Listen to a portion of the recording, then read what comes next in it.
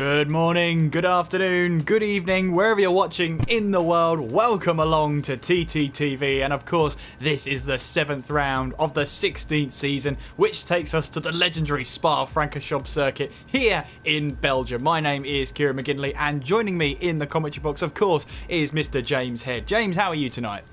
Good evening, Kieran. Oh yeah, I'm doing really well. How are you? Yeah, I'm not too bad. We're heading to one of my favourite tracks on the calendar, and for the drivers as well, it's probably their favourite track on the calendar as well. You can't beat a bit of the Belgian Grand Prix. So much history here, James, that it's hard to ignore, and it's also hard to hate this track, I have to be honest. I love this track. Every time I come to commentate on a league, I always get excited for the Belgian Grand Prix, especially in TTL F1. Hopefully we don't have a repeat of Season 12, where there was only 6 finishers. Hopefully that won't be the case. In the meantime, though, Recon won last time out in Germany, Cosby second, Spike in third. Recon obviously taking the win, as I say. Kiki took driver of the day. Championship standings, I can't believe there's no driver that hasn't scored 100 points yet.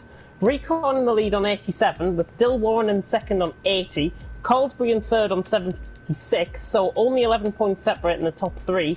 Add into that Navy in fourth in the McLaren on 68 points, 19 points separate in the top 4. That's quite close. Spike, T-Raw tied for 5th on 35, with King J in 7th on 33, Westy in 8th on 31, Lighty in 9th on 28, Mashiro in 10th on 24, Sean in 11th on 23, Kiki, driver of the day last week, 12th on 14 points, Mays in 13th on 6, with the GOAT on 4, and Jeffrey also on 3. Conti S. Graham yet to score any points. We have got a couple of new drivers as well here tonight, which I'll inform you about in just a second. Alfa Romeo, again, no constructors haven't scored above 100 points. Alfa Romeo on 99, Ferrari on 83, and Racing Point on 90 on Ferrari on 93 and Racing Point on 87. 12 points separate in the top 3 constructors. McLaren 4th on 68. Red Bull in 5th on 66. Haas on 61 in 6th. Toro Rosso on 52 in 7th. Renault in 8th on 35. Mercedes in 9th on 34. And Williams in 10th on 28 points. As regards to the new drivers, we do have 3 new drivers joining us here tonight. We've got TTG Vittino, who joins S. Graham, he joins Calsper, who was also a new driver, both Racing Points filled up, and also in the Renault, a very familiar face to me, VRT Schiaparelli, who of course I've commentated on in League of Europe Division 1. I can't wait for this. No, neither can I. It's going to be a really good one. Belgium always delivers. Always. And the drivers making their debut, as you said, Calsper and Vitinho in the Racing Point cars, then Schiaparelli there in the Renault, joining Trohr. So once again, it's an all-German lineup. Whenever Trohr seems to be in TTL, he always finds a German teammate some way or another. I think he's got good negotiating skills when it comes to that. However, he will be now partnered with Schiaparelli for the rest of the season. I believe a name change as well. Dylan Warren just becomes Warren now because he's joined a new team. Yeah, he's got VRT in his name, which I've just picked up on. So good spot that. Very good spot. Yeah, it's only because he told us about 10 minutes ago. But it's no biggie. It's no biggie. It's all right. Don't worry about it. I'm looking forward to the Belgian Grand Prix, as I always do. First Grand Prix back in 1950. Tonight we'll have 22 laps around the legendary Spa-Francorchamps circuit with a race distance of about 154 kilometres, just over 154 kilometres. Lap record in real life, 1 minute 46.286. For some reason, I think we're going to see quicker times than that, especially in qualifying and maybe even during the race. Circuit length of 7.004 kilometres. It is the longest distance track on the calendar. The longest. So there's plenty of opportunities to make mistakes, James, but there's fewer laps, so there's fewer times you have to face certain corners you might not like. Swings and roundabouts, I would say. Yeah, swings and roundabouts indeed. Of course, this track is fast-flowing in nature. I think most of the lap is spent about, it's like 60%, I think, full throttle around here in Spa. which is absolutely phenomenal. Of course, we've got 16 drivers here tonight. I'm going to take a real good view at the Racing Points and the and Chapelelli also in the Renault. I believe both of them teams now are at their strongest capabilities to possibly produce something in the Racing Point. It's going to be quite interesting to see how it all unfolds out on track, and the first cars are coming out on track, and it's VRT Warren who's first. Yep, Warren out there on a set of the soft tyres as he makes his way now down Eau Rouge and up through Radillon there. No memes please about that one. We've already had that one down the Kemmel Straight and onwards towards Les Combes. And this is a huge overtaking opportunity going towards Les Combes, especially with the DRS wide open. But the positioning of your car is so important here if you're planning to go side by side through 5, through 6 and then through turn 7. You really want the outside of or going into turn 7 I should say, the outside line, because it lets you carry a lot of speed through Brussels here. Now not normally an overtaking opportunity, but very easy to get it wrong as we head through X corner. Then we head towards, James, that legendary now classed as a double left-hander of Pouon here, down a gear as you then steer the car in, and hopefully the car stays put, but you've got to be so careful about that inside curb. One wheel on that and you really unsettle the car and you face spinning all the way around. Yeah, of course, Pouon is going to be one of the trickiest corners out on track. I feel Stavelot could be catching a few out, but just about to come through Stavelot now, through the second sector split. I have a feeling Warren might be coming back into the pit. He has invalidated his outlap, but I'm not sure. He has down his ERS to 0. We'll see how this pans out. But coming through Blanchimont, it's so easy. If you go flat out through here and you catch that inside curve, it's so easy to spin on the inside as well. Coming in towards the bus stop chicane, it looks like Warren is going to go for that.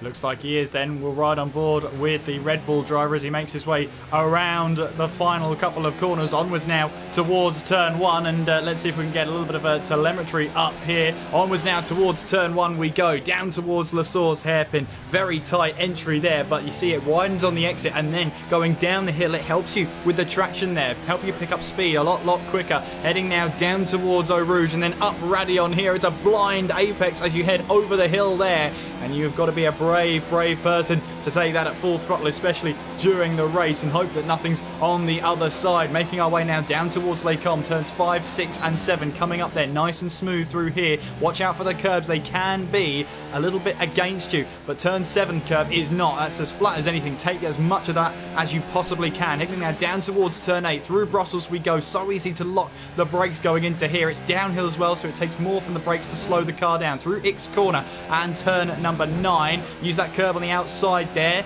It rewards you even for doing that as we head now towards the double left-hander of Pouon. Watch out for that left-hand corner at the curb. Not necessarily the first one, but the second one especially. Warren there. That was his lap invalidated there, but we're still going to go on with him then as we head through the turns 12 and 13 of Campus there. Onwards towards turn 14. He has backed out of that one as we head towards turn 15. And I'm assuming, James, Warren's not going to be a very happy bunny about that one. Yeah, Warren not going to be happy with that at all. Ricon going slow ahead of him in the Ferrari. He was on his outlap, so he could have easily got out the way. Warren as well could be getting out the way of this Renault, who I think is VRT Chapelelli right in behind, who is on a lap. The German about to come up through the bus stop chicane. Warren backs out the way through Blanchimont, and then into the bus stop chicane. This is looking like a very good lap actually from Chapelelli, and I think this is going to be a 42 or 43 to kick off with. Chapelelli a 42.8. That is rapid from Chapelelli. Absolutely, and on his debut here, setting things as they should be with the Renault. They're really looking for that teamwork there that could make the dream work. Sorry to just to spoil that with a cliche, but they're looking for a team now, and hopefully heading towards the end of the season here, they can absolutely find that gel between the two drivers. Vitinho there, second place, 144.6, with Graham in the McLaren there with a 146.8. Having a look at the tyres that the drivers have set their best lap time on there, you can see the three drivers who've set the times so far have put them on a set of the soft tyres. I believe one of the McLarens, I think that was Graham there, had a little bit of a moment going up the hill, as that is Navy setting a 143.5 there to put him onto the front row of the grid. The great thing about this map is you can sort of get an idea of who's on a lap and who's near the line. Kalsper up to the front row of the grid now, second place for him, as I believe Sean was on a lap, or he might be on one now, on a set of the hard tyres. We've got someone who's around. It's Jeffrey around at the final corner. spun it around there, and now he'll have to go on his way again on a set of those medium tyres. No DRS deployed then for the Mercedes as he makes his way now down towards Lasau's hairpin. Bit of an odd one that, but if you're too happy on the loud pedal, especially around that final corner, James, the car bites back. Yeah, he's just taken a bit too much power out of the corner. It's as simple as that. He's probably actually got caught on the curb as well. He's invalidated his lap. He has got left side end plate damage completely, yeah. He's got left side end plate damage, which would have meant he would have hit the wall on the outside. Lighty was coming slow into the pits just behind him, probably not to pick up any warnings or anything like that. But Schiaparelli set in the way. Oh, and just as soon as I say that, Recon goes to the top. So Recon takes it by about 200th of a second from Schiaparelli in second, but the top four looking quite close. Top four looking nice and close, absolutely, especially around a track that's 7 kilometres long. It's always good to see that. As you can see here, Mashiro with the red track map on the right-hand side means that this lap is invalid, and in fact he comes back towards the pit lane to try and go for a new set of tyres. I believe Troll is making his way now through the bus stop chicane and onwards now towards the start-finish line on these hard tyres. Obviously it's not going to be up there on the front row of the grid. It's a 47.9, which I think there's still more pace to unlock in those hard tyres, but obviously they're going to be about 2 seconds, maybe even more off the pace of the front runners on the soft tyres, mainly because of the 7 kilometre distance around this track. Yeah, I'm expecting... Oh, Troll's actually just lost it! Oh! Big one there. That's suspension damage for the Renault there, and he is now out of qualifying altogether, so he'll qualify no higher than 8. A big impact for that Renault. Yeah, horrible to lose the back end through there, especially going through the blind corner. I'm actually quite surprised that drivers are actually going on a set of soft compounded tyre. I thought these drivers would have been coming out mediums first, then going on to a set of softs towards the end of qualifying. I'm a little bit surprised. However, I've got Warren on a lap just coming through Radio now.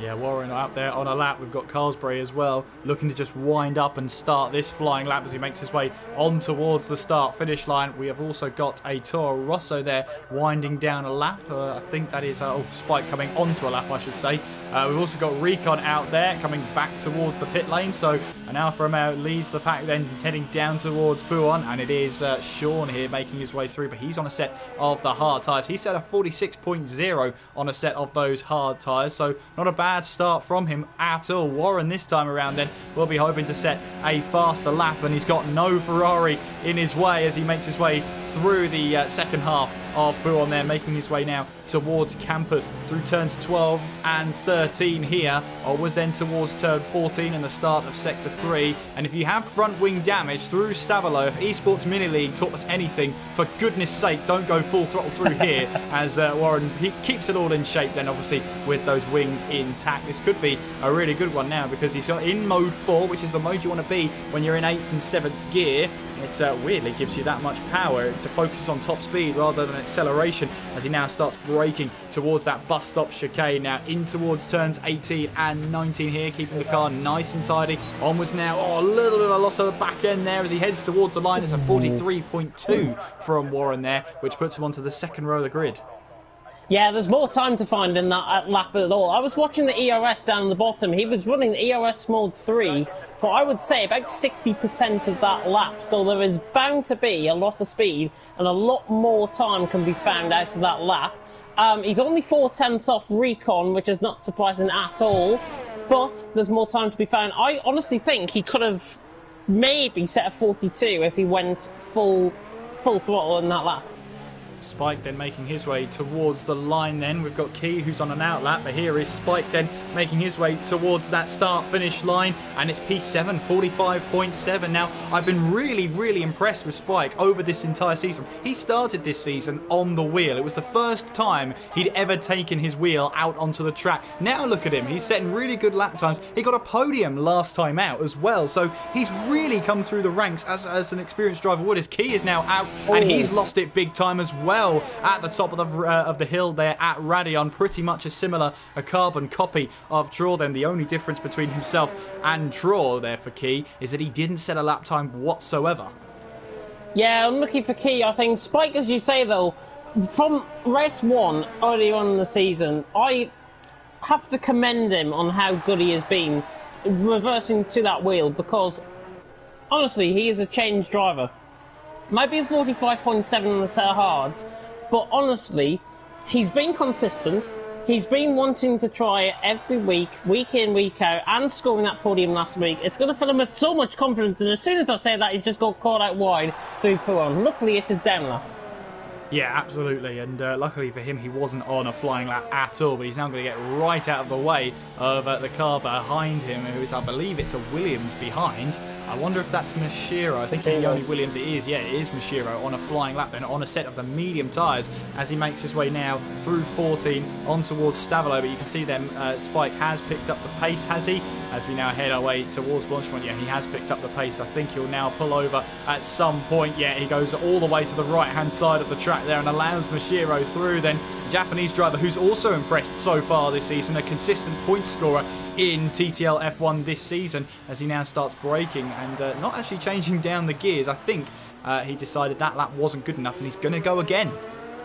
He is going to go again. I'm telling you now, Navy's going to go at the top of the standings. He's coming through the bus stop chicane now. I've been watching up board with this for the last sector or so, and Navy is going to be so close to the top. I think he's going to do it. Navy across the line, 42.7. Really good lap, that. Really nice, clean lap. That's what you want around here at Belgium. Navy goes to the top. And James, that's a prediction you've got right. That's shocked me just as much as Lighty weaves his way across the line there. He's obviously not happy with something there. 45.4 puts him into 7th place, but he'll have to go again, as I believe an Alfa Romeo crossed the line there. Carlsbury, 14th at the moment, hasn't set a lap time. Along with himself, Mays and Jeffrey, they haven't set lap times, who are still in the session. At the moment then, with 5 minutes and 47 seconds to go, it is Navy at the top of the table with a 42.7. Recon in 2nd with a 42.8. It's Chapalele 3rd, Carlsberg in 4th. Warren 5th, Vitinho in 6th, Lighty 7th, Spike in 8th, Shaw 9th, and Graham rounds out the top 10. Recon coming through bus stop, 2/10 up on his lap. Looking really nice and attacking through there. Doesn't want to catch the curve, but he's going to go ahead of Navy though. 42.6, so he goes a 10th quicker than Navy. And it's a Dutch 1-2 with the German in 3rd of Chapalele. Good qualifying this is turning out to be, this. Absolutely, they are trading lap times left, right and centre. Next one to come to the line then will be Mashiro. Not far away will be Spike. I'm not sure whether he's on a lap or not. We've got Lighty there, I believe he's just getting out of the way of a driver there.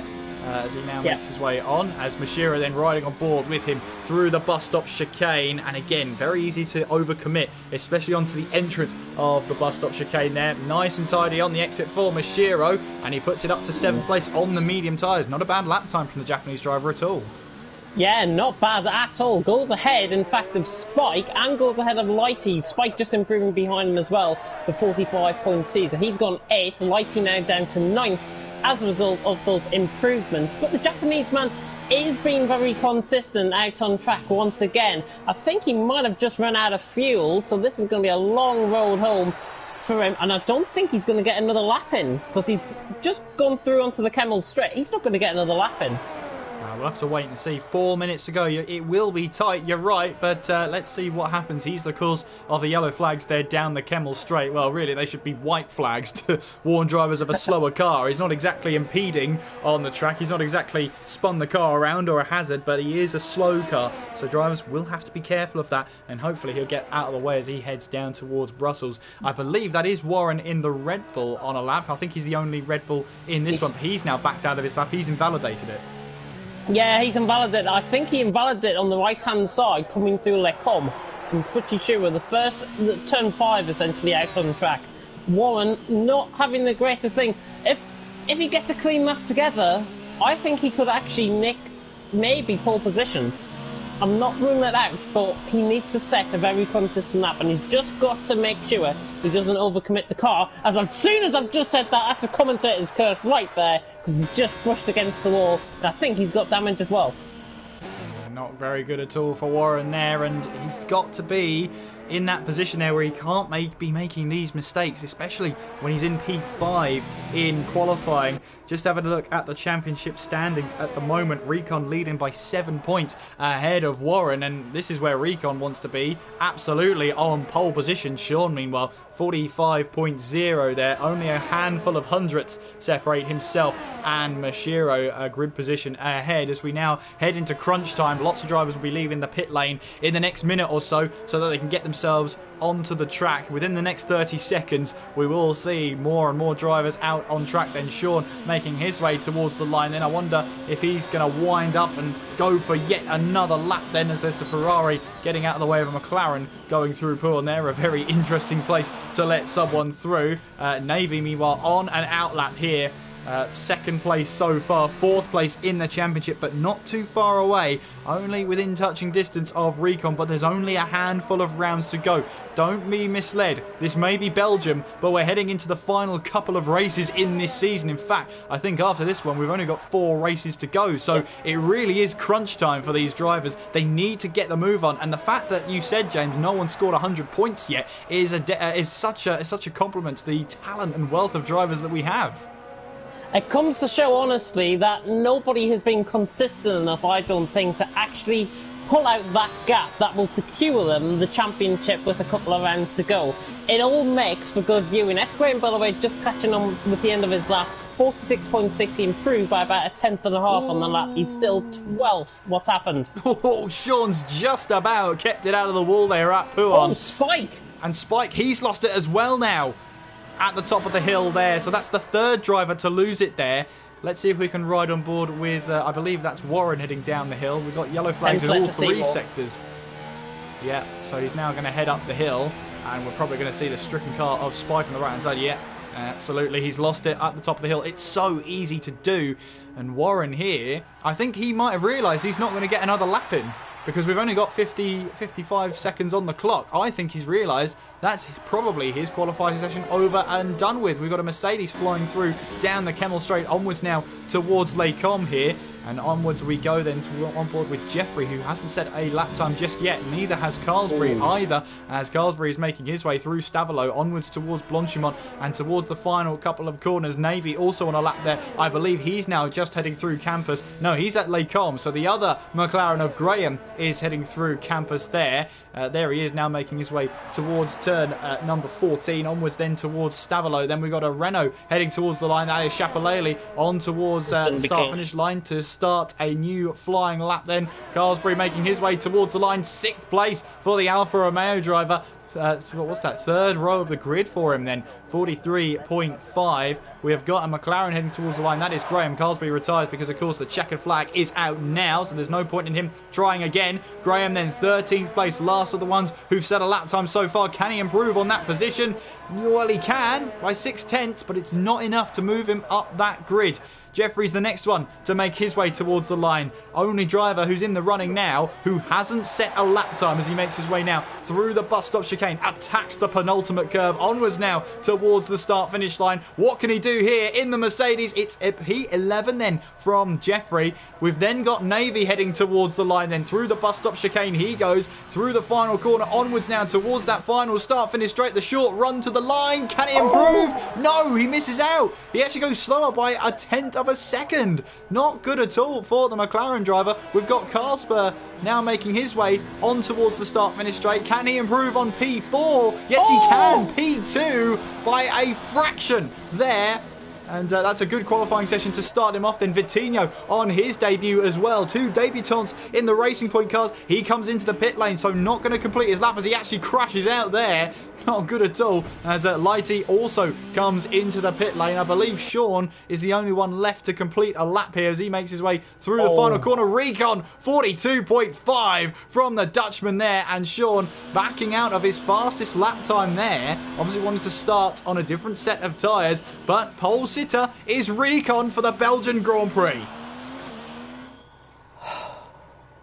So as we make our way now onto the qualifying results, then there you can see Recon with pole position there with Karlsbro on his debut. Second place, Navy in third, Chapalele also on his debut in fourth, Warren in fifth, Carsbury in sixth, Vitinho on his debut in seventh, Mashiro in eighth but starting on the medium tyre, Sean in ninth starting on the mediums, and Spike, who crashed out, still managed P10 on those hard tyres. Jeffrey in 11th, Mays 12th, Lighty in 13th, Graham 14th, Traw in 15th, with Key not setting a lap time at all in that session after he crashed out at the top of Radion. Traw also suffered the same, losing it at the top of Radion there, and his best lap time was a 47.9, but he only set one fast lap time, and those were on the hard tyres. So the benefit for him though is that he does get a free choice of tyres. I guess that's the only thing that's going to go for him right now. But I'm just having a look at the standings and the last and recent form here. Recon started off this season with a win and a third place at Melbourne and Shanghai. Didn't start at Spain. Sixth place at Canada. Fourth place at Austria, won last time out in Belgium. We are at Belgium. In Germany, he won last time out there. If I have a look at Warren now, who I've just got to find him in the standings there. Well, sixth place at Melbourne and Shanghai, one in Spain. Second place at Montreal, sixth place at Austria, which does seem to be a little bit of a bogey track for him. It has been since he's been in TTL here. Fourth place last time out. In terms of form then, it looks to be on Recon's side, and in terms of grid position, once again, Recon knows what he's doing there. The only thing is, the only solace that Warren has is that I believe he's had 3 pole positions so far this season, but he's only converted 1 to a win. The other times when he has grabbed a pole position, guess who's won the race? That's right, Recon. So it's not going well for Warren here, but no matter what he does, Recon just seems to have an answer. I've got to be honest though, looking further down through the top 4, Colesbury, you could argue, is the most consistent driver at the top 4 in the standings. Second place in China, third place in Spain, first in Canada, DNF in Austria, how he would be ruined on that, and second in Germany. I think he's the most consistent driver. He's starting 6th here tonight. Not necessarily the best start to have in. Somebody has spun, by the way, it's up Warren. through. Oh, Warren. Yeah, I saw that on board with Carlsbury. He just lost the back end at the top of the hill. And, well, drivers here have to be so careful about that, especially if they're running lower aero on the rear wing, especially. The back of the car is not going to be planted down onto the track as you rise over the crest, and so the back end just gets loose and you lose the back end. So they've got to be really careful, especially on cold tyres and a heavy fuel load. That rear end will not really be in full swing as you head through there the first time. You can always tell which drivers expect to be absolutely perfect going at the top of the hill there, and which drivers know that they won't have the grip. As you say, let's hope we don't have the dramatics of season number 12 at the top of the hill there. We had, I think, 13 or 14 starters, and 7 of them got through, with 1 retiring later on that lap. So it wasn't great at all. Well, with the safety car and VSC making a much more prominent appearance here this season, it's great to see the virtual Bernd Mailander getting onto the track and getting some laps under his belt as well. I wonder, after the first lap, we've only got 22 of them as well, what the drivers don't want is a lot of safety cars, because then, for them, there's not a lot of racing. They definitely don't want a lot of safety cars at all. I mean, I commentated on a race on Saturday. We had 2 safety cars and 3 VSCs. I think we had a VSC and a safety car within 4 laps around Spain, which is not really that great. Hopefully, we should see Westy has joined just that little bit too late into the session, so unfortunately he won't be able to race. I think he might have been racing elsewhere, actually. But bottom 6 drivers, all on the set of medium compounded tyres. Watch out for them, especially, I think, Troll and Kiki right from the back. Well, as we make our way now onto the grid here for round number 7 here in TTL F1, Recon takes his place on the start and on pole position, and that means then we are moments away from the Belgian Grand Prix here in TTL F1, and of course Recon will be looking up at those red lights now and waiting for them to come on to signal the start of the Belgian Grand Prix. 22 laps await us. Who will win here at Spa-Francorchamps as we count up the lights then? It is 4 and 5 red lights. We are underway, and what are the starts like? It looks like it's a good start there from Casper. It's also a great start for Casper. As Warren there has to dart out there as Casper round the outside of Recon at turn 1 takes the lead. A great start then from the Racing Point on his debut. I believe that's a key in the background. They're getting a little bit mounted onto the curb there as we make our way now up the hill for the first time. Casper still leads then. Shapalele was trying to go down the inside of Navy at the top of the hill. Have we got drama in the background? Yes, we have, and a safety car has been deployed there. And Sean is out of the race entirely, and that was Graham has been awarded a penalty there for a severe collision with Light. He wasn't even involved with the incident with Sean. And James, what on earth happened there?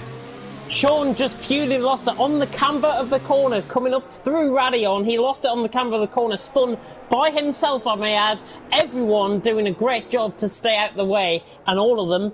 We've only got one DNF somehow out in the first lap, but safety car on the first lap, this is going to be quite interesting. Yeah, and I think as well for the soft tyre runners, this might be a blessing in disguise because, as you said, James, the soft tyres here do not last long at all around this track. They maybe last about 4 laps, which in relative terms is not a lot of time whatsoever. They might come in. They could risk the hard tyres. It might be slightly too early though, and the hard tyres around here might not necessarily have the grip. I think the medium tyres would be the way to go, but if they put the medium tyres this early on, it opens them up then to having to really run them into the ground and to the canvas. We have seen punctures here from first lap hittings on the soft tyres before. I doubt we'll not see it, is what I'm trying to say, but will anybody pit then? What a great start though it has been for Casper, who actually is leading the way, got the move done on Recon in towards turn 1 and leads on his debut. Fantastic start from Casper. He really got a great start. Oh, Recon's actually just got into the back of him, coming in towards the pit lane, and Recon's actually coming into the pit, so Recon's going to be in. Who else is coming in? Navy's in, but I don't think there's many others coming in. Carlsbury. Only 3 out of the soft runners coming in. Quite interesting, quite a diverse strategy. I don't think the hards will be the best tyre to go on. If anybody goes on the hards, you may as well scrap them out of the race, I think, because, well, it just comes to show Navy and Recon are going on a set of hards. I think that's the wrong compound of tyre. The mediums, I think, if they went mediums, got under the safety car, these guys, remember, are going to have to be coming through the safety car and are going to have to be coming through traffic as well. That could be really a nail in the coffin right there. Well, Casper will be racking up the laps led here in TTL F1. There's one of them gone. He's on to his second one now, so he'll at least lead 2 laps here in TTL F1. Shapalele is in second place. Mashiro on the medium tyres now up to third with those pitting ahead of him. The medium tyre runners though find themselves in a bit of no man's land. Obviously they want to make these tyres last, and this might benefit them towards the end of the race when they have to put on a fresh set of tyres, but I think this benefits most the ones on the hards because they can keep their tyres up to temperature. The driver I'm talking about is Spike here, who has a chance now, obviously extending those hard tyres. It gives him an opportunity to maybe, once the field's all bunched up, to go onto a set of medium tyres and not lose that much time. Yeah, I've got to agree. He's around that point as well. He's got a few drivers that are around the similar pace towards him in behind, so it's going to be filling them up with a bit of confidence. Maybe I'm going to say a top 5 is not out of the question, but we'll have to wait and see how this race progresses. I'm making an early prediction on lap 2, and I haven't even got through halfway through the race yet, or even a quarter way through the race yet. Well, this is why we love you, James. This is why we love your predictions, because at the end of the race I can turn to you and say, well, you got that wrong, didn't you? I probably will get it wrong, not me. That's half of TTL these days. I'm only joking, of course I am. Casper still leads the way then under the safety car.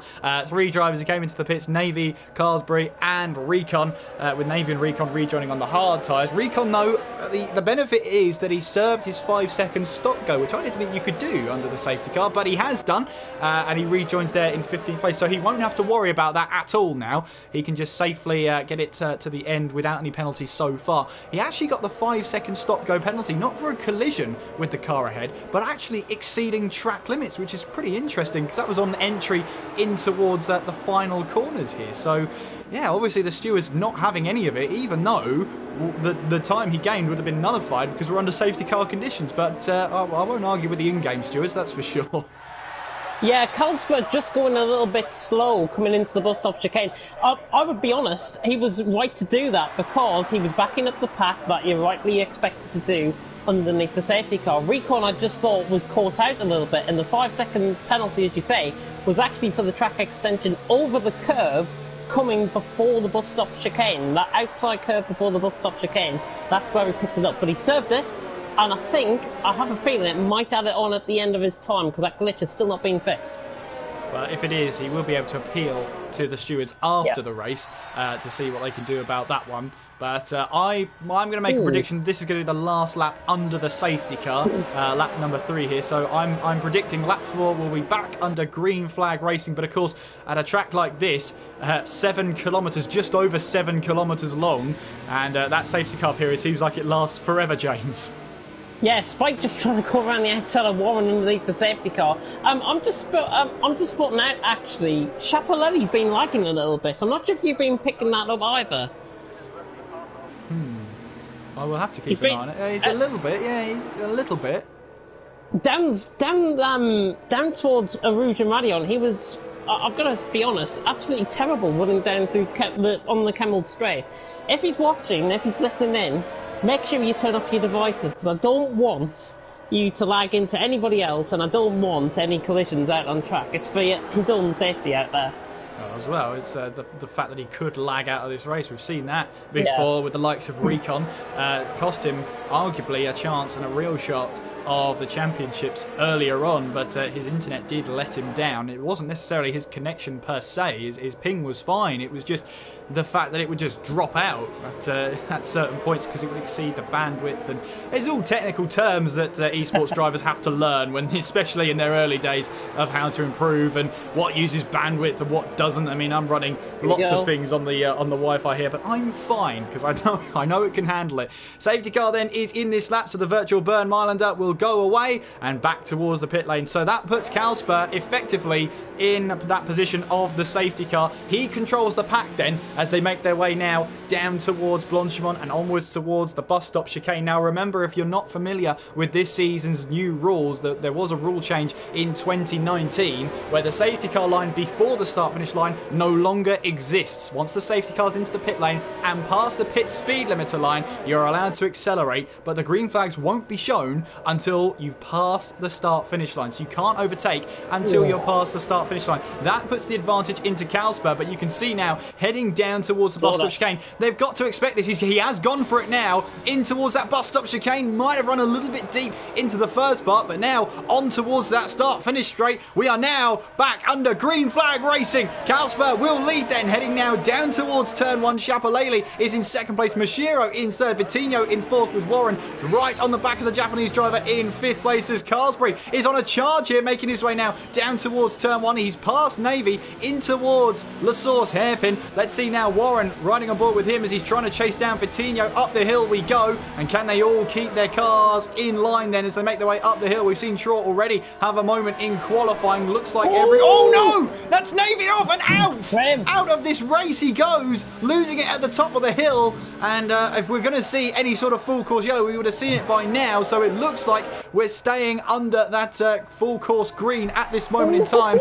But it was Graham, who's out of this race. Navy, meanwhile, battling with Carsbury and Recon here, making their way down here towards Brussels. Traw looking for an inside move on Jeffrey in towards Brussels. Not going to happen. The door was closed and he couldn't find that way past. But Navy here has got his hands full. He's trying to attack Carsbury, but he's got to be careful. Oh, that was Recon there, losing that back end very slightly there. Meanwhile, Warren has got the move done on Vitinho then, heading out of Puon and moves up now to fourth place with Mashiro ahead of him. He's got to keep that car nice and tidy now through those corners. Traw is still right on the back of Jeffrey. You can see he knows he's quicker than the Mercedes, but finding that move past is a completely different matter. Let's see what happens now as he makes his way through in towards that right-hander. Jeffrey very close to that wall on the left-hand side there. We've seen it in Esports Mini League. Someone crash out big time on that one. But Traw's got a really good run on Jeffrey, but just nowhere to put the car now. Moves to the left-hand side. He'll be on the outside on the entry in towards the chicane. Gets onto the grass. Can't stop the car. Has to go straight on.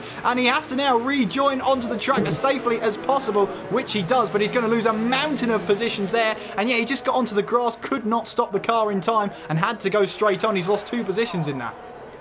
Yeah, unfortunate for Traw. He's let pretty much half the pack through, really. Key, Lighty, Traw now down into 11th as a result. Recon also got the move done through Blanchimont, just to confirm that. Recon got the move done through Blanchimont down the inside, and we've got side by side between Warren and Mashiro running down the straight. Mediums against hard. Safety car. Mediums against soft. Safety car as Traw's out the race. Traw's out the race at the top of the hill. So once again, a safety car is deployed. Oh, Cosby does his front wing. Yeah, Carlsbrook, so there's been a collision at the back there because he's been given a 5-second stop-go penalty. So Traw is out of the race. Mashiro's been given a drive-through penalty for speeding under the safety car. And another safety car has been deployed. And I think the drivers are learning the lesson. If you crash at the top of the hill, chances are Burn Mylander's here to visit. Yeah, the safety car will definitely be coming out on track. We've already had 2 ready. I will be willing to take bets in the comments section to see how many safety cars we might get tonight. It could be a season 12 all over again. Well, it wasn't that bad. I mean, we had several drivers wiped out in the first lap. But we've still got 13 running now. So I'm thinking then the soft tyre runners, those who haven't pitted already, will now come into the pits.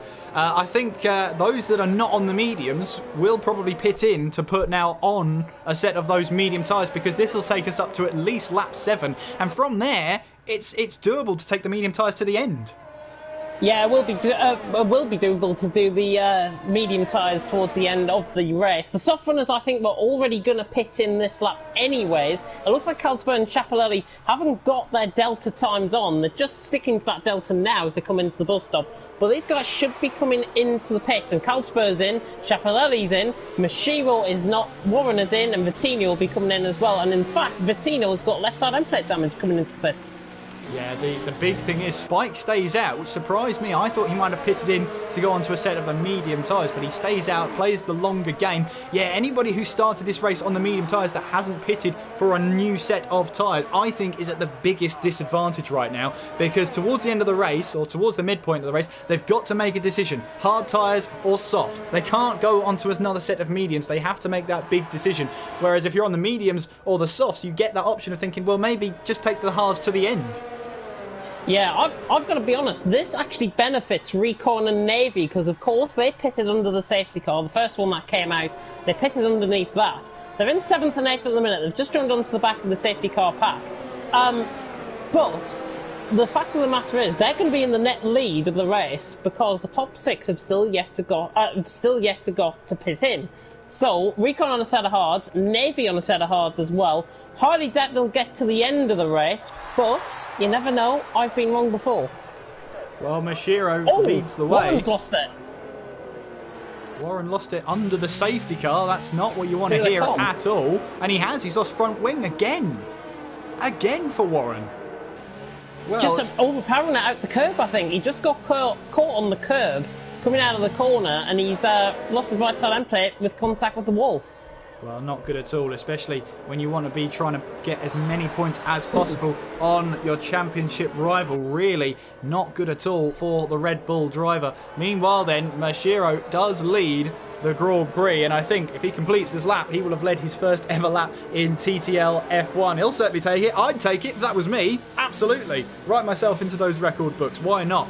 But at the moment, he's right behind the safety car. Well, is Mashiro the leader, James, or is Burn Mylander the leader of this race? I've lost track. Mashiro is currently the leader of this race. Currently, in terms of human cars, that is, out on track. But Mylander in the safety car is doing a fantastic job, as per usual. Colesby, by the way, I've just got to pick out, he's already been into the pits twice this race. He's on another set of medium compound of tyres. Now, they're not going to last to the end of the race at all. 16 laps on a set of mediums is virtually impossible to do. It's pretty much, I think, lap 11 or 12 laps you can do before the tyres begin to actually blister and puncture around this track as well. Because I've seen it many times before, especially round here at Belgium, where drivers have not came into the pits, and they've only made one stop, and they've literally buggered up their strategies at all. So Carlsbury, I think, will have to pit again, which will be 3 pit stops in the race, but he's not going to be in a bad position towards the end, especially if there's another safety car. Yeah, absolutely. Warren comes into the pits again to change that front wing. Very much an unscheduled stop as he makes his way now down the pit lane to change that front wing. On will go another set of medium tyres, will it? Yep, another set of mediums there for Warren. Let's see if that takes him to the end of the race. And obviously, the drivers here have already seen 2 safety cars. Do you reckon they're banking on seeing another one?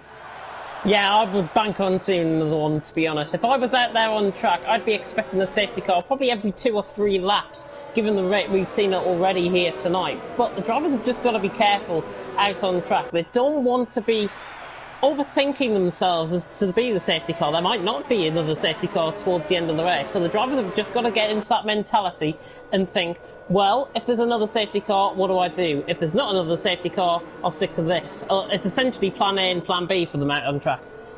Let's see how this develops then, as we're on lap number 7 here in Belgium. Mashiro does lead from Spike in 2nd, Mays in 3rd, Jeffrey 4th with Key 5th, Lighty in 6th, Recon 7th, Navy 8th with Kalsper in 9th, Chapalele in 10th, Vitinho in 11th, Carlsbury in 12th, and Warren there in 13th place.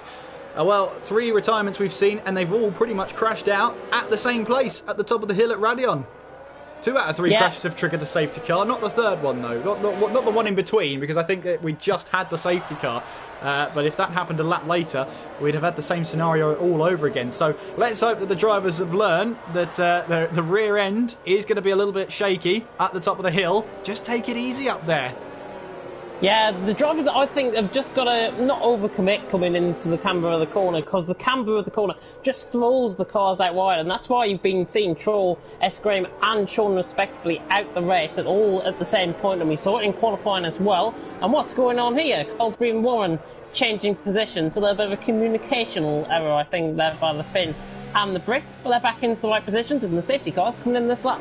Yeah, so Mashiro will this time become the safety car as we head onto the 8th lap of this race, as he is going a little bit quick there, but the benefit of this is that the game will limit you if you're going too quickly. So he might actually be limited at around 140 kilometers per hour. You can see there that I don't think that throttle application is his own. I think that's the limiter taking a full effect there, so that he's not actually under the, or he can push when the safety car comes in. He'll now make his way down towards the bus stop chicane. The drivers have to expect that they're going to be bunched up here. It's a very slow set of corners. The safety car has only just entered the pit lane now, coming through on towards that pit speed limiter line. So Mashiro can now go for it now, on towards the start-finish line. We're now back under green flag racing. Chapalele gets a 5-second penalty there. Vitinho's out of the race in the pit lane there. So the racing point now out of the race. We're down to 12 drivers. Mashiro, though, will lead them now down towards La Source. Sorry, not La Source. We're heading down towards Eau Rouge and Radion. That's the one. I couldn't think of the corner for some reason. Vitinho has left the session, obviously, in the pit lane there. Jeffrey cuts across the top of the hill there. I don't think he had the confidence in the car that it was going to make the corner, but everyone has made it over the hill. Jeffrey now with no DRS here, trying to make a move on the inside of Mays as we head towards, they come up the inside it goes, and Mays lets him have it there. Jeffrey moves up into 3rd place. Key then, meanwhile, is looking to put the pressure on Mays. Recon right behind them as well. Remember, he's on the hard tyres. Look at this thing. Oh, there's a racing point off in the background. That was Kalsper. Has he managed to keep that under control? Yes, he has. Somehow, that looked impossible to recover, but he has done. My goodness, that was close. As Recon here looking for a move on Mays then. I think team orders might be in play here, but through Pawn, it's almost impossible here. Recon looking for some sort of move. Mays gives him plenty of space then as they head towards campus there, and Recon gets the move done up to 4th place. He will go, and all this contact in the background is there. Yeah, I don't know. Chapalele looked like he was sideways for a second there. I don't know if that was just my eyes there. I think I might need to get them tested. But Navy's run wide at the exit there. Keys on the outside of Stavolo. Oh, he was given space there by Navy. He could have easily run him out of road there. But look at this, we're 2 wide now as we head through Blanchimont. Keys losing positions here as he now head through Blanchimont. Now he's onto the curb. Oh, he's going to lose it. Into the wall he goes. He's only lost his front wing though. Warren's also out of the race there. Well, another safety car's been deployed. It's a hat-trick. God.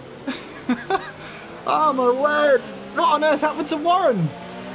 I don't know. I think he's got caught with Key. I think Warren has actually just been in the wrong place at the wrong time, and Key has obviously spun out in front of him, and Warren is out of the race. I'm not sure what happened. I was taking on board with them, so I didn't catch the best angle of what happened there. But under the safety car, I'd just like to allude to a few illegal position gains that was happened just underneath the safety car. There was a couple of drivers making contact, and Vittino, by the way, picked up a 5-second time penalty, a stop-go penalty, and that's why he retired in the pits. Well... Drama. It's nothing short of drama, is it, James? Nothing short of drama. Third safety car of this race. And the virtual burn Mylander, I think we should just give him the leader of the race, I'll be honest with you. Make him the 12th runner in this race, hand him the lead of the race, because he's only 4 laps down on Mashiro right now. As Lighty, yeah. So he's got a drive through for speeding under the safety car. That's mainly because the drivers have to stick to a delta before they reach the start-finish line if they haven't been picked up by the safety car. They have to stick to that delta till they pass the start-finish line, then picked up by the safety car, at which point, obviously, you won't need a delta because the safety car is keeping you all in place. That is, of course, for safety reasons, and also for the drivers behind who have a pit stop so that they don't catch up so quickly with marshals or anything like that out on track. But one main thing now is, well, what do you do now? If you're Mashiro, if you're Spike, if you're Jeffrey, you've stayed out this whole time on the mediums and the hards. Where do you go from here? I've got to be honest, I would see these guys pitting in this lap. I think the mediums can make it from this point, but the drivers are going to have to be so careful on the tyre management. If Spike obviously was going to pit onto a set of hards, he would... to a set of mediums, in fact. He would pit now, I think, to maximise that. And perfect timing, he's into pits. So he's going to go on to a set of mediums, probably, hopefully, until the end of the race, barring any safety cars. I think there'll be another one. There's bound to be another one. And if it does, actually, it will benefit some of the drivers that are pitting in now, because Lighty is in behind as well. And I think he'll be going on to a fresh set of mediums as well. Onto the mediums, Spike will go then. Hards, actually. Yeah, so Lighty, yeah, it is hard for the Haas then. The end. So he'll go to the end there, and of course, if there is another safety car, that should easily get him to the end of this race. But Mashiro here has actually passed the safety car. Now there is. What's he doing? Well, there's a thing here that if you approach it, yeah, if you approach it too quickly, this happens. That's what happens when you approach it too quickly. Yeah. So, yeah. He's been disqualified. Yeah, that's what happens when you approach it too quickly and the safety car doesn't get going again. So Mashiro has been disqualified for passing the safety car. The green lights were on, but he's now out of this race. So unfortunate, but that's what's happened. Well, that is what happens when you. My God! Yeah, when you approach it too quickly and the safety car doesn't get going. That's what happens. Hang on. He hasn't been disqualified from the session yet. He's still going round under his own steam. This is bizarre. This is so bizarre. What are we seeing? Please somebody explain in the comment section. Enlighten us, because... Mashiro's found a glitch in the game, I think. I think that's what's happened here. But to be fair to him, he's not flooring it away. He's not using this to gain an advantage. He's sticking it where and around the safety car should be. Okay, fair enough, he's gone for it now, but... but to be fair, he could bolt and just go for it right now. And see what happens. He won't have a delta either, so he may as well just floor us. He may as well go for fastest lap of the race if he's wanting to be like this. Nah, he's stopping now, yeah. I mean, this is the thing now. I mean, the safety car is fantastic. It's a fantastic addition, but you're always going to get one little niggling problem. And if you approach the safety car too quickly, this is what happens. So you just have to be so careful when you're approaching it. But...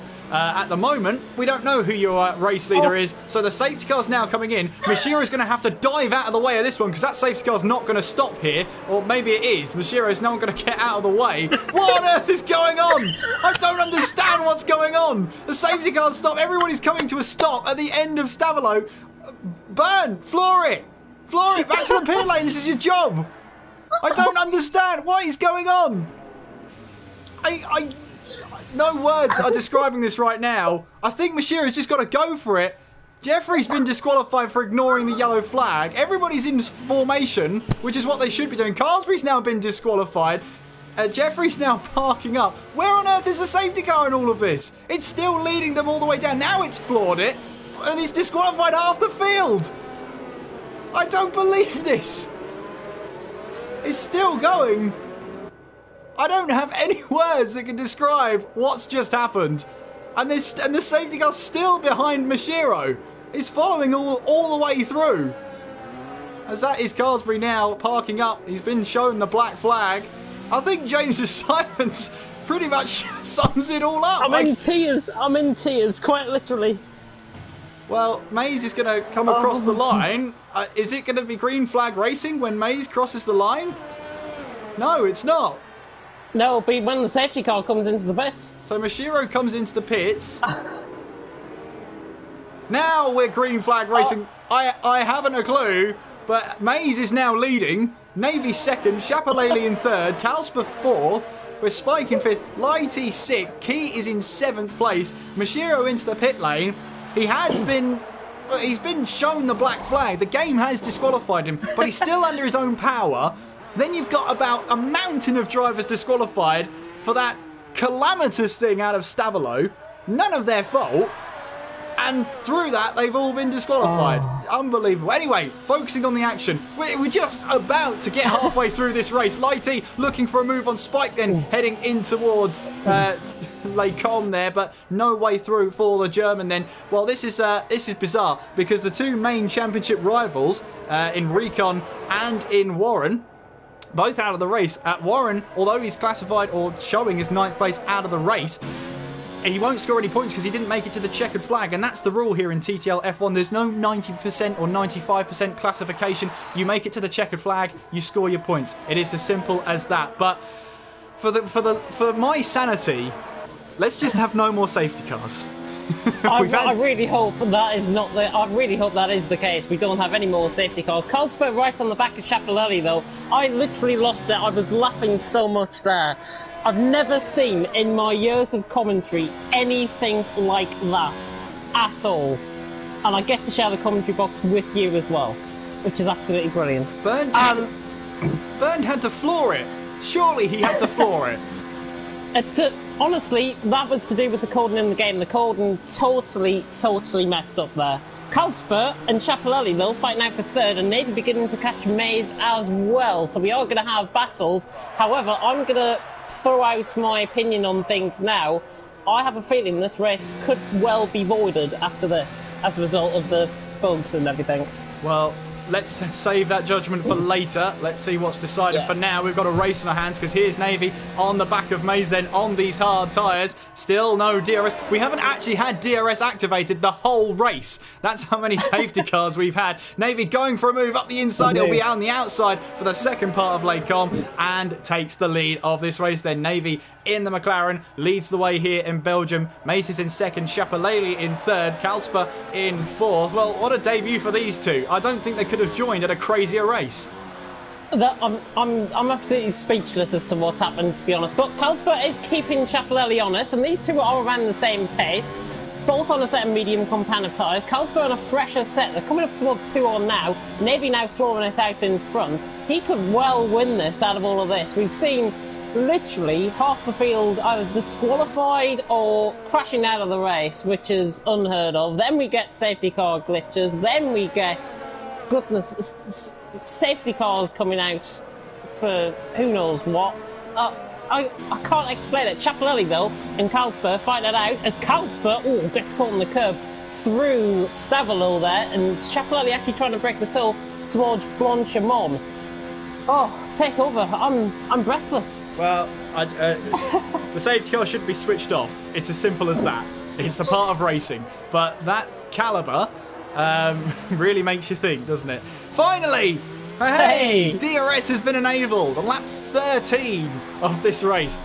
There we go, at long last. Anyway, Kalsper could use this to his advantage now as Lighty comes into the pit lane. I think he's going to go onto a set of mediums to go to the end of this race. There's only 8 runners. Well, that's if Mashiro is still in the running. We don't actually know. He is. So he is still going. But yeah, well, let's see what happens. We've still got a race to hand. And, well, next time we'll just have to approach the safety car much slower than we did to avoid all of that happening.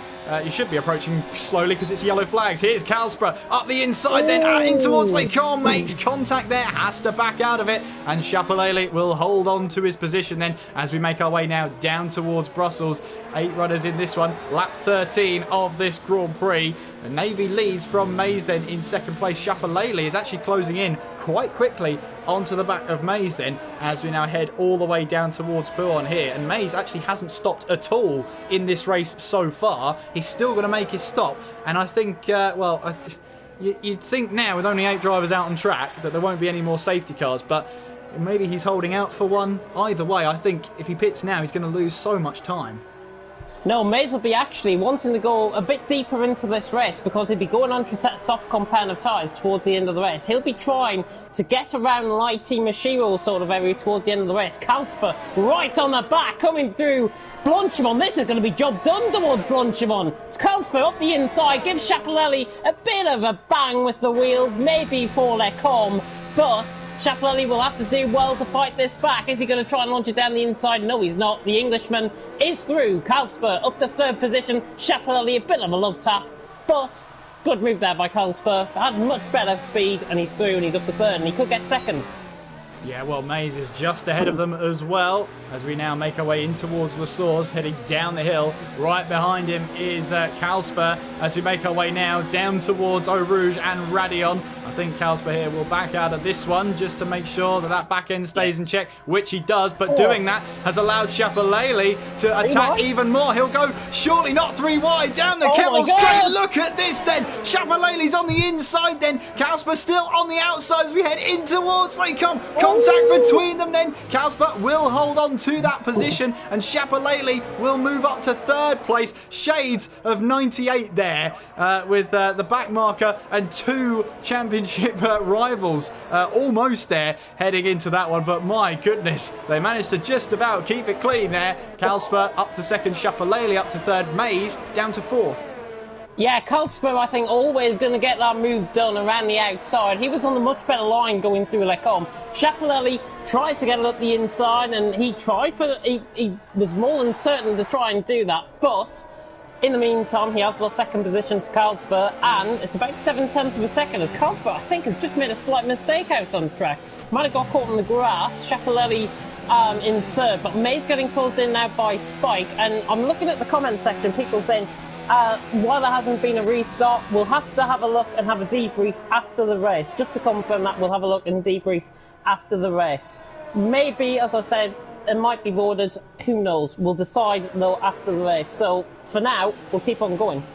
Yeah, for now, we've got cars on track. We've got racing to be had as well as we head on to lap 15 of what has been a chaotic and unforgettable Belgian Grand Prix. Spike then looking down the inside of La Source, maybe. No, he backs out of that one. Knows he's got the straight towards Eau Rouge and then up Radion, then down the Kemmel straight. He knows he's got DRS on his side as well, so he'll probably stick around and wait for that one as we now make our way through Eau Rouge and now up Radion again, just keeping that car in check. Then over the hill into the slipstream we'll go then with the DRS wide open in 7th, then changing up to 8th place once you've got that DRS here. And actually Mays has managed to keep that ERS battery quite full. Spike's going for a move down the inside. Oh, makes contact with Mays there. That's not like Spike to make a daring move like that. Normally when he makes a move like that, he's very committed, knows what he wants to do there. But that was a half-hearted moment. And as I always say, James, those half-hearted moves are the most dangerous. Yeah, he was never going to get that done. He came from well too far back. Mays always having the inside line pretty much into the corner. Spike did well for trying though. He is wanting to get past, and Mays essentially is holding him up at this point. Spike now coming through Pouhon, just running wide slightly. Mays having a much better grip through there and sticking it near to the inside of the curb. And he's just beginning to pull away slightly, but Spike will begin to feel that he is quicker than Mays, and they've got to be careful because if these two battle quite hard, I know Key's only 6.6 seconds away, 6.6 seconds away, but trust me, that gap might come down quicker than you might think. But Spike is right on the back of Mays coming towards Blanchimon. Well, let's see if Spike makes a move down towards the chicane, then through Blanchimont we go. Mays is on 14-lap old medium tyres. Spike is on 5-lap old medium tyres. He'll go around the outside in towards the bus stop chicane. He'll have the inside line, and well, we've been robbed of a battle there, James, because Mays has come into the pits then, I'm assuming, for what will be a soft tyre stint to the end of the race.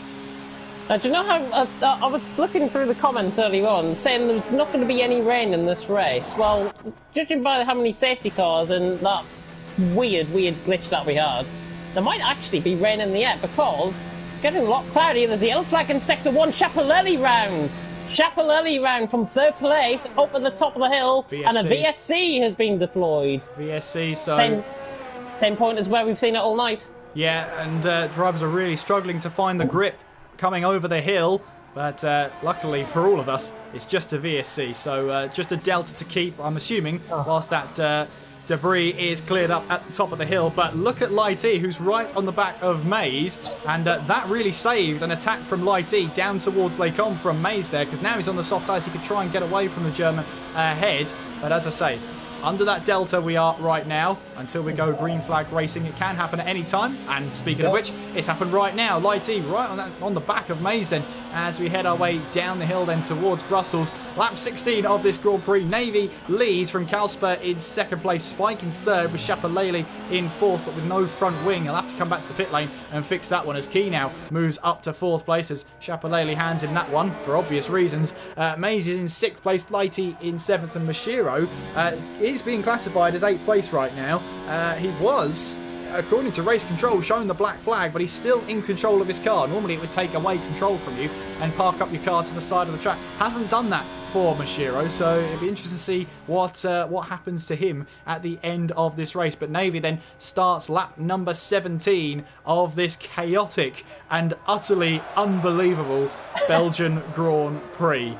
I wanted to say, I said I don't want this to be another Season 12. It can't be another Season 12. We've got more starters. Everyone made it through the first turns. What I didn't expect was 3 safety cars and a whole lot of confusion, which, of course, well, I mean, it's robbed us of a good race. I won't lie, but we've got to press on. We've got 8 drivers here who are still racing and heading down towards La Source, on board with Lighty, who's right on the back of Mays then, as we make our way through turn 1. Down the hill we go towards Eau Rouge and Radion. What I don't want is a knee-jerk reaction. That's the last thing I want. I hate knee-jerk reactions. It's got to be well thought out there. Oh, Lighty losing that back end. He lost that stability through Eau Rouge and up Radion. And the undulation change there really does unsettle the car, because first you're going down the hill where the aero reacts to that. Then quickly you're going up the hill. So the aero's got to work harder to keep the car planted on the ground. And that's what's been catching out at least 4 or 5 of our drivers in this race alone, let alone qualifying. Yeah, they have to lift it up through Eau Rouge and into Radion, because otherwise they'll take their flat out, they'll hang off the camber of the corner, and you'll do exactly what has been said, and we saw in qualifying and indeed the race as well, that drivers do lose it at that point, and it is so key. But I've got to say, Lighty is keeping on the back of Mays. I would have been expecting Mays to pull away maybe a second per lap. Lighty is looking at this stage to be the quicker driver, and an interesting development for the battle for the lead as well. That gap is now down to about 2 seconds. Yeah, Navy is trying to go to the end on these hard tyres, and Kalsper here is looking for a debut win. I always say, James, there's something about debuts in TTL F1 that go pretty much hand in hand. Yeah, Kalsper's debut has been nothing short of eventful, let's put it that way. It's 1.9 seconds to him and Navy. The sun's just beginning to come out as they come through Eau Rouge and Radion once again. Just a little bit of step out from the back end, but not quite. Lighty, though, right on the back of Mays.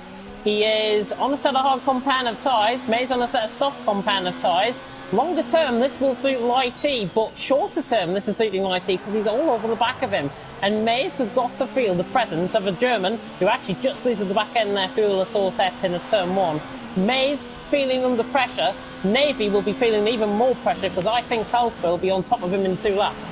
Yeah, you can see Lighty really backing out of Eau Rouge and Radion there. He's already lost it once on their last lap. He does not want to lose it in this position. This is a perfect chance to score points regardless of what happens after the race. You want to score as many points as possible. That's the racer within him.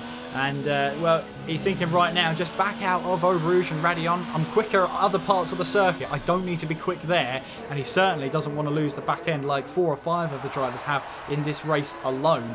Lap 18 of this Grand Prix. We have 5 laps to go, 4 and a bit if you're picky, but look at the gap to the lead right now. In fact, Kasper has just gone purple through Sector 2 there as he tries to chase down Navy as we make our way now through Blanchimont and onwards now towards that chicane. That bus stop chicane. Also, watch out for that battle between Lighty and Mays as Kasper really goes down the gears aggressively there with the revs still high. Luckily, this isn't an actual Formula 1 car. So we've got Chapelele is out of this race then at X corner. And another, I don't believe this, another safety car. But what this is going to do now is, well, it's going to be a last, surely 1 lap to the end. Maybe even 2 laps to the end. But what this will now do is promote people to come into the pit lane, to put on a set of soft tyres. That's 2 lap, 1 lap dash to the end. Yep, you took the words right out of my mouth there, because that's exactly what I was going to say. Everyone I would expect to pit in, go on for a set of softs, let's have a fair race right to the end of the race. But I may add, we're only going to have, I think, 2 laps of the safety car, and we'll have it back underway, lap 21 possibly. I saw this in Spain, but it was actually the lap after the safety car came out, it came back in. So, we'll have to wait and see. And their safety car is letting people through, which is what a safety car is supposed to do. Well, it's supposed to let other people that aren't the leader through, that's for sure. Navy, though, is the leader, and he's right on the back of Kasper. Now, this will be the promotion for Navy to come into the pit lane, because even if he comes in on the set of the soft tyres, he should rejoin in 3rd place, which will give him all that confidence in the world to sort of attack and go to the end of the race. What that means is that Kasper's got a decision to make. Does he follow Navy into the pit, or does he try and hold track position for what will be maybe 2, maybe even 1 lap dash to the end? He's got to hold track position. If I was in Kasper, I would be holding that track position, because if Navy pits in, I would stay out. Those mediums will not be wearing off at the rate that they would have been if we were going flat out around here in Spa. He's only 4 tenths off. He's got to stick to his delta, remember, as have all the drivers out on track. But Navy is beginning to float, which leads me to believe I think he's going to come into the pits and Kasper might follow him in. Let's see what happens. Navy is coming into the pits and Kasper stays out. So exactly what we said has just happened. Absolutely, so Kasper will take the lead. Navy into the pits and we'll put on a set of the soft tyres. Let's see what Spike does. So Spike comes in, so actually Navy's going to rejoin in 2nd place, which is going to make that job even more difficult for Kasper now. Looking at that now, how it's panned out, I wasn't expecting Spike to come in. Spike has came in, he's going to go on to a set of soft compound of tyre. This is going to be really intriguing. Kasper only at the top of the hill, Navy on a set of softs. We could be in, so I'm not gonna spoil things. Touch wood, it doesn't happen. We're going to have a race of the season here, and I think there's going to be a lot of good moves in the final couple of laps of this race. Oh, race of the season! We've been robbed already. Let me just recap what's happened in James's race of the season. Lap 1, we had a driver crash out. Safety car deployed. Lap number 3, we had a driver crash out. Safety car deployed. Lap number 7, we had a driver crash out. And the safety car was deployed. We had all manner of confusion under that safety car. Getting underway again. Race restarted. We got to lap 13. Finally, DRS was activated. On lap 16, we had a driver hit the wall.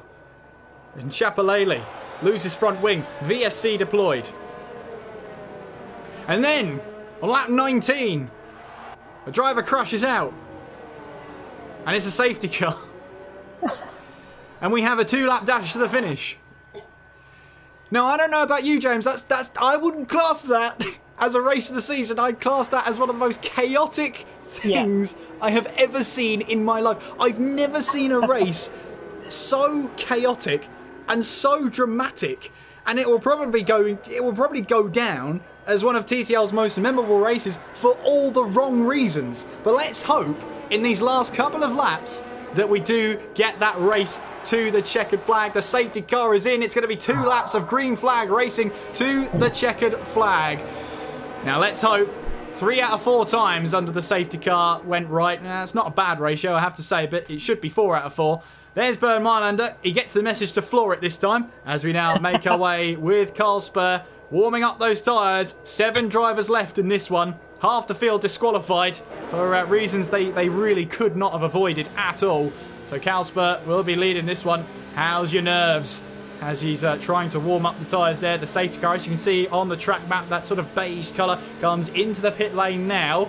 And when it gets to about a quarter of the way through, it will have passed the pit speed limit line. It has passed it now. So now Carl Spur goes for it now in towards that final chicane. And in towards it he goes, leading this way. Can't overtake the car in front until you are past the start-finish line. Lap 21 has begun. And Carl Spur will lead the way then down towards the Source hairpin. Spike in 3rd, Key in 4th, Mays in 5th, Lighty in 6th, and Mashiro currently in 7th place. Let's see if we can ride on board with Navy then as he makes his way now down towards the Eau Rouge and Radion section. Of course, no DRS now for the rest of the race. Navy in that slipstream then, looking for a way past Carl Spur, but he has to back out of this one for now. He's into the slipstream. He's got to time this to perfection. Navy moves to the left-hand side of the track then as he makes his way now down towards turn 5 and the entrance of Les Comps, but he backs out of that one and lets Carl Spur have that position for now. But look at this cutback here from Navy, looking for a move now down the inside of turn 8 in towards Brussels. It's an unorthodox move. He's onto the grass. He gets himself a 3-second time penalty and just about keeps it out of that rear tyre of the Racing Point ahead of as we head through X corner.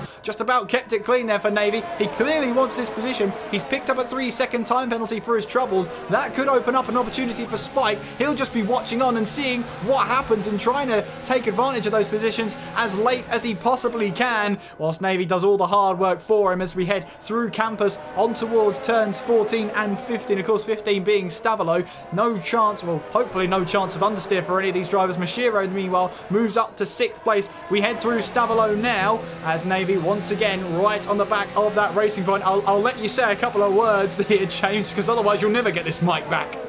Yeah, Navy right on the back of Carl Spur. Carl Spur actually just doing what footballers normally do, and that's parking the bus. Navy and Spike right in behind as well. This is going to be a really interesting final lap. I think Carl Spur is a sitting duck.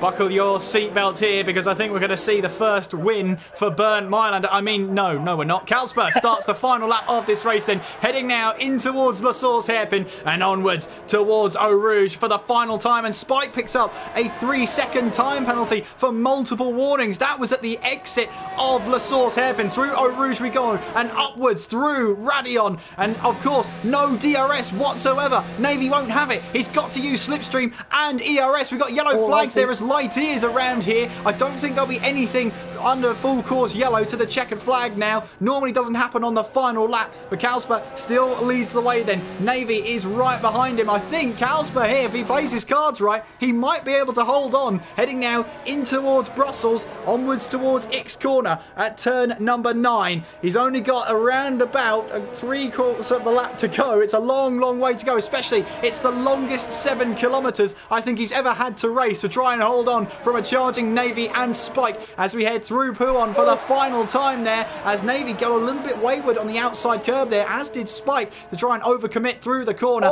As we head through the chicane, you can see there Navy's struggling. Spike might launch at this one in towards turn 14, but he understeers there in 13 and loses that grip. Navy's now 1.1 behind Carl Spur as we head through Stavolo. Carl Spur has just gone purple through sector 2 on a set of the medium tyres. He's going for it. He's absolutely going for it. It's a qualifying lap for him through Blanchimont for the final time, and on his debut here in one of the most chaotic races you will ever see in your life, he makes his way through that final chicane for the final time, and Carl Spur brings to an end 22 laps of chaos to win in Belgium on his debut. What a result for Carl Spur, and what a win for that Racing Point car. Spike then moves up to second, Mashiro up to third with Key in 4th, Mays in 5th. Navy is in 6th place, and Lighty there, who did lose it on that final lap, will cross the line to finish in 7th place. Well, that brings an end to one of the longest Belgian Grand Prix I think I've ever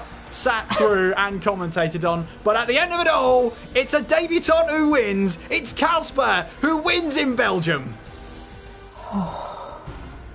That sigh says more words than I think I could put together to describe what we've seen here today. But what we have seen is a Racing Point on top, and it is Casper on his debut who wins here in Belgium. That is one of the maddest races I think I've ever commentated on. I'll just say that there. But Casper deserves the win. Really clean throughout. He got the gap. Navy just over-attacking it, just that little bit too aggressive on that final lap. He went flat out through Pouon. He got the speed, but then he got caught on the curve on the outside coming through to the next corner. That's what cost him at the end of the day, and with the penalties, it was still going to be the case. And here are, really, your official, unofficial results. Casper wins the race, Spike in second with Mashiro third. Key in fourth, having started 16th from the back of the grid, having crashed out in qualifying, finished in fourth. Mays in fifth with Navy sixth and Lighty in seventh place. Chapalele, Warren, Vitinho, Traw, Graham and Sean all crashed out of this race, whilst Carlsbury, Jeffrey, Recon disqualified. I think unfairly. But they were disqualified, and there's not a lot they can do about that one but sit back and rue the safety car and rue Bernd Mailander and, well, driver of the day safety car, says Conti. I think I have to agree with you on that one. That's the one thing we do agree on. We do see eye to eye on. Yeah. He did get the driver of the day. But your official and unofficial results say that Casper has won on his debut. What that does, actually, to the driver's standings, with drivers DNFing out of this race, Navy is the only one that has gained points, and he's only gained 8 of them. That puts him tied for third with Carlsbury. Everyone else stays the same, literally, so no driver has scored 100 points through the first 7 rounds of this championship. I don't think they can be blamed for this race. I'm going to say that right now. Your people would have broken into the 100-point barrier, no doubt about that. What that will do, though, is bring to an end the Belgian Grand Prix here in TTL F1. 4 safety cars, 1 VSC, one restart confusion is the word I'm going to use. I would have used another word, but next we head to Singapore. And Belgium's quite an open circuit with lots of runoff areas and everything like that. And we got 4 safety cars. James, we head to a street circuit next. I'm bracing myself.